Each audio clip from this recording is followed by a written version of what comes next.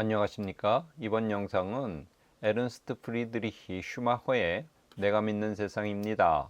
앞선 영상에서 슈마허의 작은 것이 아름답다 소개한 바 있습니다. 같이 연결해서 내가 믿는 세상 이 책도 살펴보면 좋을 것 같아서 택했습니다. 부제는 풍요로운 인간 중심의 사회입니다. 내가 믿는 세상 문예 출판사에서 나왔고요. 2003년에 1세를 찍은 후 2013년 3세를 찍었습니다. 영어 책은 1997년에 나왔고요. 제목은 This I Believe and Other Essays입니다. 슈마허에 대한 이 설명은 작은 것이 아름답다 일부 영상에서 그대로 가져온 것입니다. 그래서 여기서는 간단하게 짚고 넘어가겠습니다. 슈마허는 1911년 독일에서 태어나서 영국, 미국에서 경제학을 공부했습니다. 나치가 집권하자 일찍이 슈마허는 영국으로 피난길에 올랐습니다. 영국에서 적국의 국민이라는 이유로 수용소에 격리되기도 했지만 그의 진가를 알아본 영국 당국은 그를 적극 활용했죠. 2차 세계대전이 끝난 후에는 영국 석탄공사, 경제자문 등 많은 곳에서 활동했습니다. 중간기술 개발 집단을 조직해서 영국 정부의 요청으로 복지정책에 기초를 닦기도 했습니다. 제3세계 개발 원조를 위해서 미얀마, 인도를 직접 방문하여 자문관으로 활동하면서 불교경제학, 중간기술 등 혁신적 경제철학과 기술 개념을 개발해냈습니다. 이를 통해서 거대주의와 물질주의를 거스르기 위한 노력을 기울였죠. 1973년에 작은 것이 아름답다를 발간하여 전 세계에 반향을 일으켰습니다. 슈마허는 환경운동사 최초의 총체적 사상가로 평가받고 있습니다. 당혹한 이들을 위한 안내서, 굿워크 등 많은 책을 썼고요. 1974년에 대영제국 지도자 훈장을 받았습니다. 강연차 여행 중 1977년 스위스에서 심장마비로 세상을 떠났습니다. 슈마허에 대한 소개, 인터넷 책방 홈페이지에서 가져온 것입니다. 앞선 내용과 중복되는 것이 많기 때문에 여기서는 그냥 넘어가겠습니다. 이것도 같은 저자 소개죠. 이제부터 내가 믿는 세상입니다. 슈마허는 잔치는 끝났다고 단언하고 있습니다. 인류는 지금까지 세 가지 환상에 사로잡혔다는 것입니다. 첫째는 값싼 연료와 원자재가 무한정 공급될 수 있다는 환상, 둘째는 아주 싼 보수를 받으며 지겹고 반복적인 일을 마다하지 않는 근로자들이 무한정으로 공급될 수 있다는 착각, 세 번째는 과학과 기술이 아주 빠른 시일 내에 모두를 부유하게 만들 수 있다는 환상입니다. 연력학 제2법칙, 엔트로피 법칙이 있죠. 모든 것은 언제나 쇠퇴한다는 원칙이고요. 여기서는 우주 전체는 불가피하게 죽음과 해체로 끝나리라고 말하고 있습니다. 이런 허무주의적인 연력학 제2법칙 때문에 인류는 지금까지 환경을 파괴하고 사람들을 착취하면서 무한정 성장할 수 있다는 어리석은 환상에 사로잡혀 있었다는 것이죠.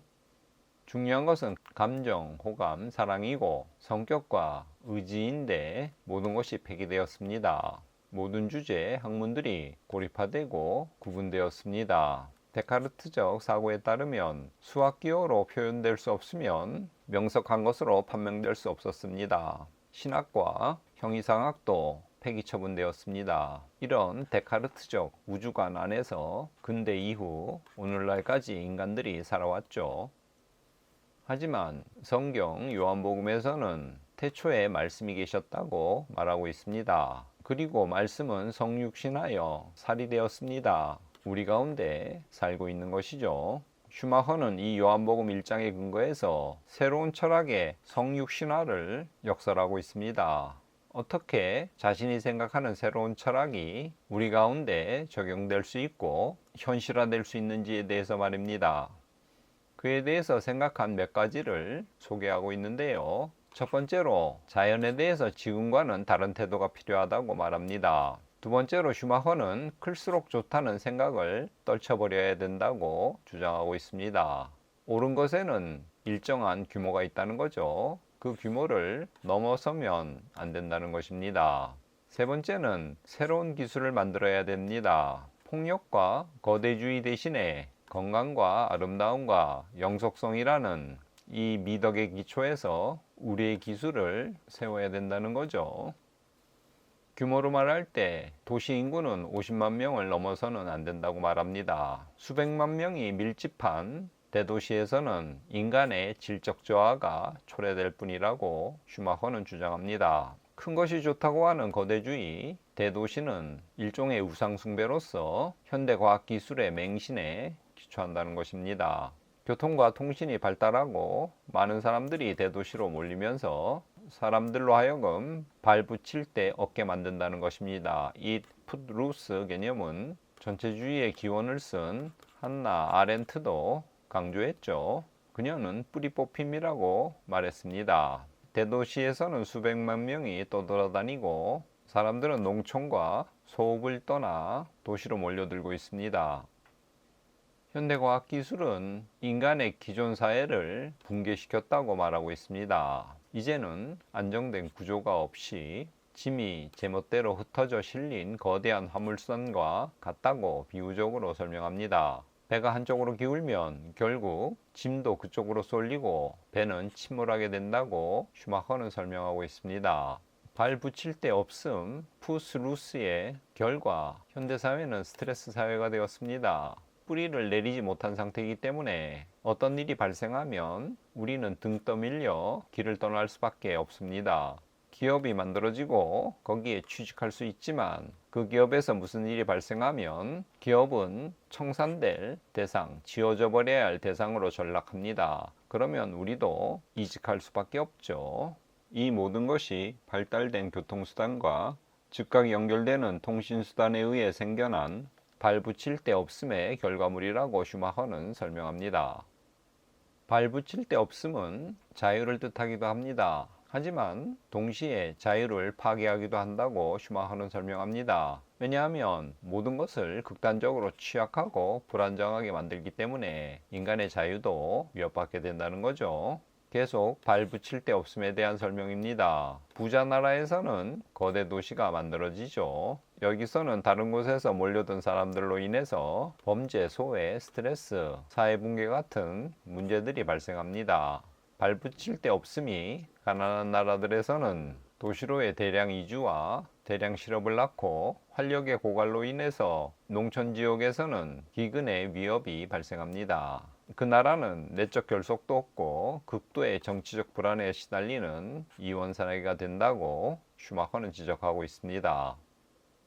현대사회는 인간의 탐욕을 점점 부추기죠. 슈마허는 우리의 욕심의 증대가 우리에게 좋은 삶을 가져다 줄 수 없다고 단언합니다. 슈마허는 여기서 가난과 궁핍을 구분해서 설명합니다. 사람이 육신과 영혼을 함께 유지하기에 충분한 만큼을 소유하지만 저축할 정도는 아닌 경우를 가난으로 정의합니다. 반면에 궁핍은 육신과 영혼 모두를 유지할 수 없고 정신마저도 박탈당한 상태를 일컫습니다. 과거의 모든 민족들은 스스로 돕는 법, 자주하는 법을 알았죠. 그리고 자신들의 특유한 자연환경에서 적합하게 살아가는 삶의 양태를 발견했습니다. 그 사회는 그 적합한 양태를 버리고 퇴폐에 빠질 때 붕괴되었습니다. 과거의 가난은 일상적인 것이었습니다. 하지만 궁핍은 드물었다고 말합니다. 가난한 농부들과 장인들은 옛날부터 존재해왔죠. 오늘날 벌어지는 헐벗고 비참한 수천 명의 시골 사람들, 도시의 수십만 노숙자들은 비정상적이고 부끄러운 소산물이라고 슈마허는 지적하고 있습니다. 무엇이 잘못되었는가? 왜 사람들은 스스로를 돕지 못하는가? 슈마허는 질문을 합니다. 그가 내놓은 해답은 그들이 고유의 가난의 문화를 포기했기 때문입니다. 말하자면 그들은 자신의 참된 문화를 잃어버린 것입니다. 그래서 가난이 궁핍으로 변했다고 슈마허는 지적합니다. 예전부터 존재해왔던 가난의 문화의 바탕에는 근본적인 구분이 존재합니다. 하나는 덧없는 것과 영원한 것 사이의 구분입니다. 덧없는 것은 덧없는 재화들을 뜻하고 가치가 줄어드는 감가되는 자산을 말합니다. 이에 비해 영원한 것, 영원한 재화들은 결코 가치가 감가되지 않고 유지됩니다. 장인이 만든 멋진 작품들, 유물들은 감가되지 않죠. 덧없는 것과 영원한 것이라는 두 개념에 근거해서 슈마허는 상이한 두 유형의 생활 양식에 대해서 설명합니다. 덧없는 욕구 충족을 강조하는 생활 양식이 있고 영원한 가치 창조를 위주로 헌신하는 생활 양식이 있습니다. 덧없는 욕구 충족을 강조할 때 재화의 소비 측면에서 보면 풍성한 삶으로 보일 수 있습니다. 하지만 영원한 가치로 보면 그것은 굶주린 삶일 수 있다고 슈마허는 설명합니다. 후자, 영원한 가치 창조를 위주로 헌신하는 생활 양식은 덧없는 재화의 소비 차원에서 보면 검소한 삶일 수 있지만 영원한 가치로 보면 풍성함이 함께하는 삶일 수 있다고 말합니다. 즉, 고상한 환경에서 약소하고 단출하고 건강한 소비를 하는 것입니다. 현대산업사회는 덧없는 욕구 충족에 주안점을 두며 영원한 재화는 야박하게 무시하는 특징을 갖고 있다고 슈마허는 설명합니다. 현대사회는 원래 속성상 영원한 편에 속하는 재화와 용역을 덧없는 것인 양 대량 생산화하고 있다고 슈마허는 설명합니다. 그는 이를 점증하는 무상화라고 개념 짓습니다. 반면 덧없는 재화들이 마치 영원한 목적에 쓰이는 것처럼 세공품, 사치품 수준으로 생산되고 있다고 꼬집고 있습니다. 현대사회는 우선순위를 잘못 두고 있다는 것입니다. 덧없는 것에 대해서는 무모하고도 지나치게 강조하고 있고 영원한 것에 대해서는 가혹하게 멸시하고 있다는 것입니다. 덧없는 것으로 아무리 배가 불러도 영원한 것에 대한 굶주림을 보상할 수 없습니다. 이것이 현대적 풍요의 현주소죠. 전통적인 가난의 문화는 인간의 실질적 필요는 제한적인 것으로 반드시 충족되어야 되죠. 하지만 인간의 욕심은 끝이 없습니다. 엄청난 결심이 있어야 이것이 억제될 수 있죠. 따라서 욕심을 필요 수준으로 축소할 때만 진정한 진보를 위한 자원을 확보할 수 있다고 가난의 문화에서는 그렇게 생각하고 있죠. 가난의 문화에 속한 사람들은 검소하게 살고 단순함에 대해서 완고한 집착을 보이죠. 불필요한 세공을 의식적으로 피하고 사치를 멀리하죠. 이러한 삶을 삶으로써 보상으로 영원한 가치의 측면에서 높은 생활 수준을 누릴 수 있다고 슈마허는 설명합니다.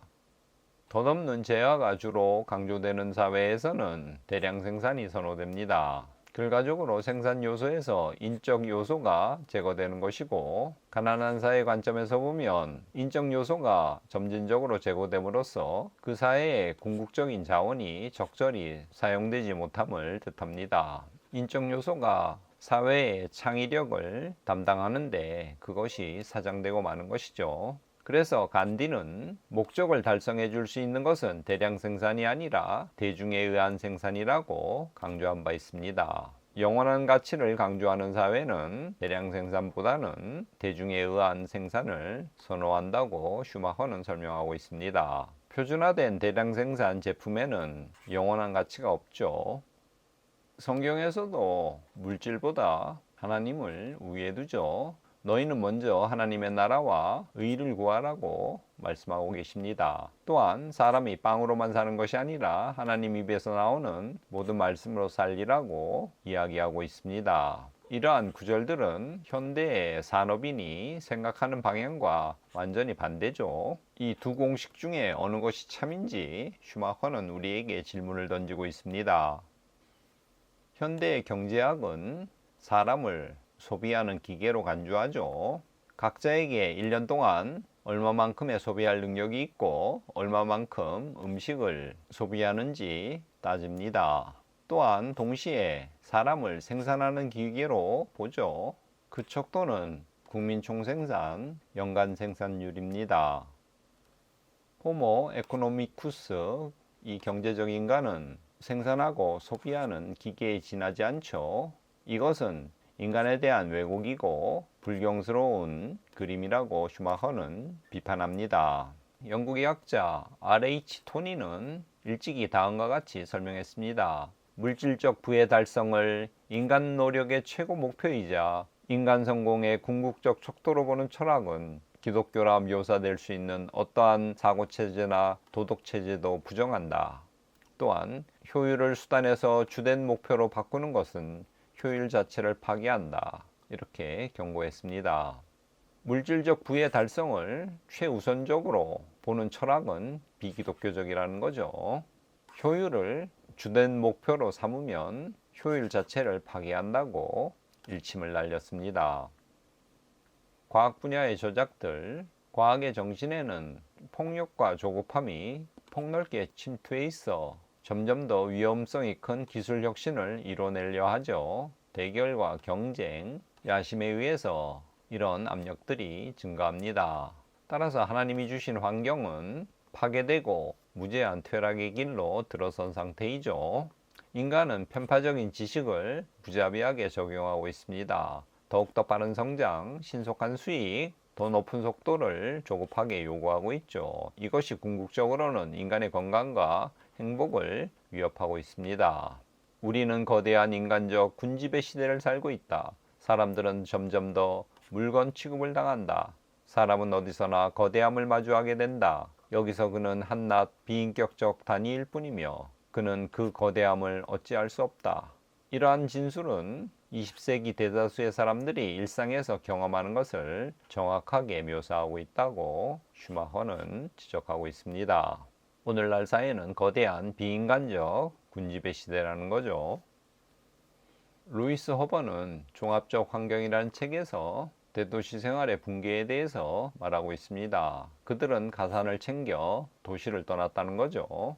반면 농촌의 고유 문화는 붕괴되고 있고 농촌 사람들은 도시로 이주하려 하고 있습니다.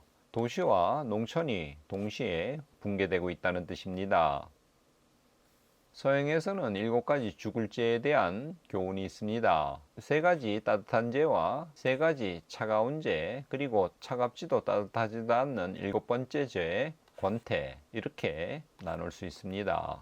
3가지 따뜻한 죄들은 욕정, 탐식, 성냄이고요. 이것은 마음에서 생긴 죄라고 봅니다. 반면에 정신에서 생겨난 차가운 죄는 탐욕, 질투, 교만입니다. 슈마허는 폭력의 뿌리가 이 3가지 죄에서 자라난다고 지적합니다. 따뜻한 죄, 즉 마음에서 유래한 죄는 그 한계가 있는 반면 정신에서 유래한 죄의 폭력성에는 한계가 없다고 슈마허는 지적합니다. 정신은 마음, 정서적인 힘을 거부하죠. 정신, 이성이라고도 할 수 있는데 차갑고 냉정하고 무자비하고 효율적이고 냉혹하죠. 현대 문명의 기초가 되는 이성은 마음에 의해 통제받기를 원하지 않죠. 물론 인간에게는 언제나 마음과 신체가 그의 정신을 지배할 통제할 개연성이 있습니다. 하지만 인간이 조직에 속하고 그에게 전문성이 개입될 때 정신과 마음의 연결고리가 끊어진다고 슈마허는 지적하고 있습니다. 많은 유대인을 학살한 아히만도 아주 평범하고 온유하고 소심한 사람이었습니다. 하지만 그는 객관성을 갖추도록 훈련을 받았죠. 그는 폭력적 열기를 띤 악독의 소유자가 아니었습니다. 문제는 그의 행위가 마음, 가슴에 의해서 통제받는 것이 아니라 어떤 정신적 규칙, 특정한 방식으로 프로그래밍화된 컴퓨터 같은 객관성의 규칙에 의해서 통제를 받았기 때문에 그러한 무자비한 일을 저지른 것입니다. 즉, 정신, 이성이 마음, 가슴의 힘을 제거하고 무제한적 폭력으로 가는 길을 열어주었던 것입니다. 경제적 분투라는 폭력성이 몸 또는 마음에서 나올 때 거기에는 한계가 있고 자기 제한적 원칙을 수반하죠. 하지만 경제적 분투가 탐욕, 질투, 교만 같은 차가운 죄들에서 나오면, 다시 말해 주로 객관성에 기반한 정신에서 나올 때 자기 제한적 원칙도 얻게 됩니다. 이때 문제가 되죠. 많은 부를 가졌을수록 성장을 향한 열망은 더욱 커지고 자연과 우주를 정복하려는 욕심, 끝없이 탐구하려는 욕구, 무제한적인 경제적 팽창을 꾀하려고 하는데 이것이 곧 폭력성의 개념이라고 슈마허는 지적하고 있습니다. 여기에 비해서 비폭력적 개념들은 생명에 대한 외경심, 종교적 찬양, 겸손, 분수를 지키려는 마음, 억제할 수 없는 정의의 욕구 등입니다.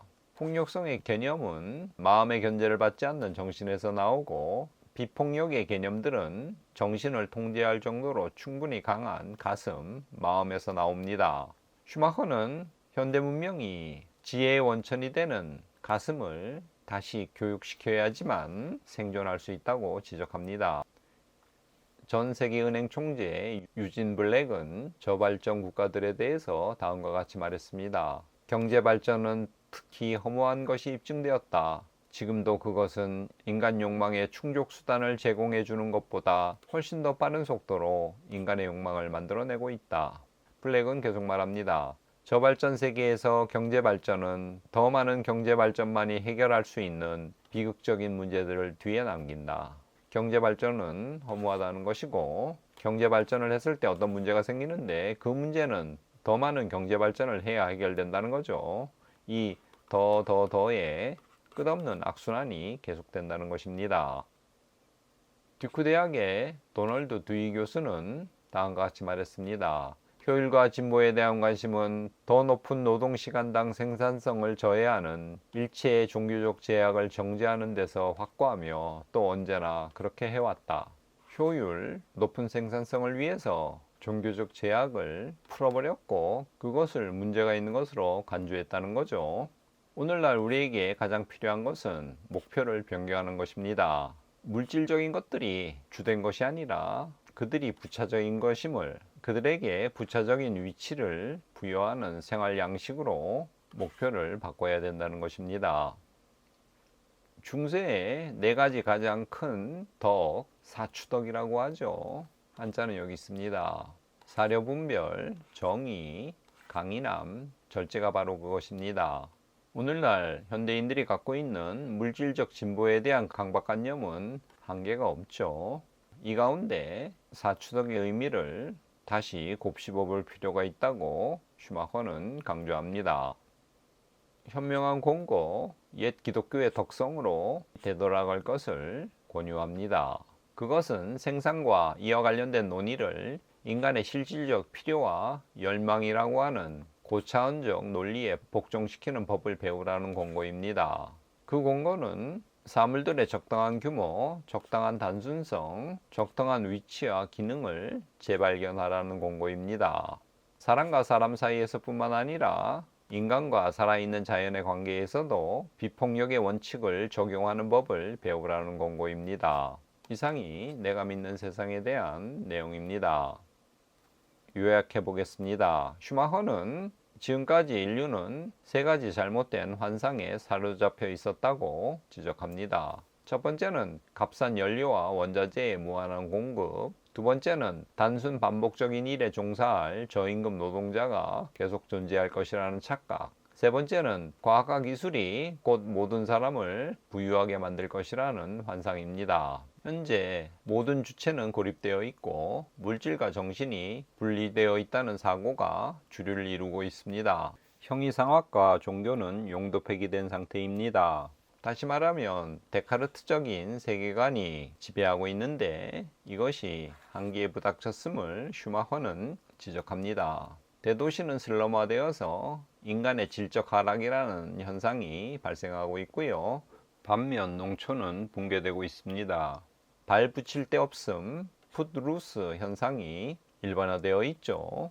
자연에 대한 다른 태도를 견지해야 하며 클수록 좋다는 사고에서도 벗어나야 합니다. 아름다움과 영속성에 기초한 새 기술이 필요하다고 슈마허는 목소리를 높입니다.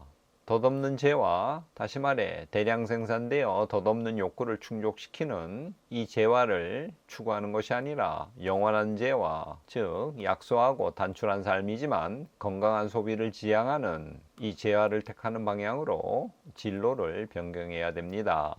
대량 생산이 아닌 대중에 의한 생산이라는 간디의 주장을 슈마허는 소환하고 있습니다. 슈마허는 중세 기독교에서 죄를 따뜻한 마음의 죄, 그것이 욕정, 탐식, 성냄이고요. 차가운 정신해제, 탐욕, 질투, 교만으로 나눈 것을 우리에게 소개합니다. 현대 문명은 마음의 죄인 욕정, 탐식, 성냄은 심각하게 취급하지 않으며 더 나아가 정신의 죄인 탐욕, 질투, 교만은 죄 취급조차 하지 않는다고 지적합니다. 사실상 이것이 폭력의 뿌리라고 슈마허는 우리의 주의를 환기시키고 있습니다. 현대 문명은 감정, 마음을 배제하고 차갑고 냉정한 객관적인 정신을 강조하죠. 이는 무제한적인 폭력으로 향할 개연성이 높다고 슈마허는 지적합니다. 따라서 지혜의 원천이 되는 가슴, 마음을 다시 교육시켜야만 현대 문명이 생존 가능할 것이라는 처방전을 내놓고 있습니다. 옛 지혜와 윤리를 다시 소환합니다. 먼저 하나님의 나라를 구하라. 사람이 빵으로만 사는 것이 아니라 하나님 말씀으로 산다. 내게 큰 덕, 사추덕 이런 것들을 소개합니다. 슈마허의 내가 믿는 세상 평가는 다음과 같습니다. 이 책 내용은 작은 것이 아름답다와 상당히 중복됩니다. 하지만 결론 부분에서 옛지의 윤리, 특별히 기독교적인 윤리와 가치 회복에 대해서 더욱더 분명한 목소리를 내고 있습니다. 아마도 슈마허가 나이를 먹으면서 무신론에서 기독교, 특별히 로마 가톨릭 신앙을 갖게 된 그의 신앙의 여정이 반영된 것이라고 볼 수 있습니다. 저는 내가 믿는 세상 이렇게 평가합니다. 따뜻한 마음, 정서보다는 차가운 정신, 이성에 기반한 현대 문명은 물질과 정신을 구분한 데카르트적 세계관에 기초하여 자연이나 상대 인간에 대해서 폭력적인 태도를 보인다. 이러한 탐욕과 경쟁 욕구를 자극하여 무한성장, 끝없는 부를 소유하려는 생활 양식에서 벗어나는 수단으로 전통 종교의 지혜를 제시하고 있습니다. 이러한 통찰의 근간을 슈마허가 1970년대에 확보했다는 점에서 문제 제기는 참신했다고 말할 수 있는데 해법은 진부한 것이 아닌가 물음표를 붙여서 저의 전체 결론을 내려봤습니다. 여러분은 과연 어떻게 생각하는지, 해법이 진부한 것인지 각자 생각해 보시기 바랍니다. 끝까지 시청해 주셔서 감사합니다.